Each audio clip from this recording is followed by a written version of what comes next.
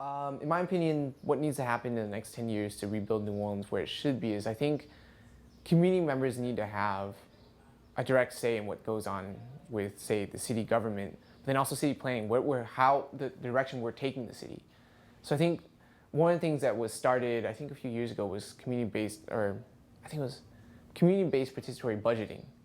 So I think the budgeting process, say for example, around like Orleans Parish Prison and the budget that the sheriff has is not transparent at all. I think that process is absolutely not transparent. And at the same time, why isn't it transparent? How come community members don't have a voice? And especially community members who are most impacted by, say, the increase in beds of the local prison.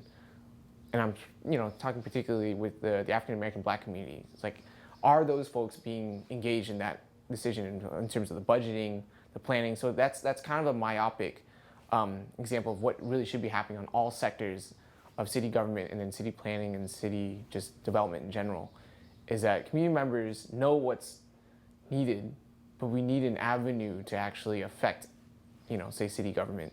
And those resources need to be given back to community. So what we see here in Village Celeste is really the most effective redevelopment efforts after the storm were all community driven.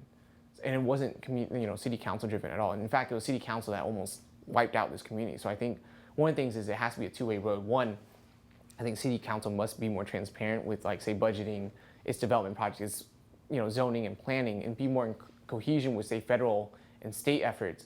But at the same time, is recognizing we need to be giving more power back to the community. So say, like, folks need to really be open to this idea of we need to actually fund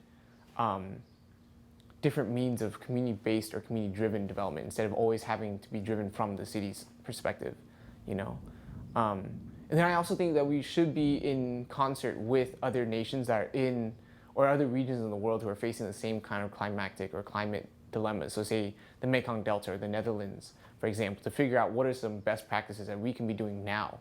Regardless of partisanship, what are we doing now to preserve the Mississippi Delta? Because, the plans are being rolled out is, if ideal, in 50 years, then we'll stop the land loss. But in 50 years, how much land has to be lost for us to get to that point? So I think that's also something else that must happen, is we must, unify, and the political spectrum must be unified. And of course, the people have to be unified regardless of bipartisanship to protect the Mississippi Delta.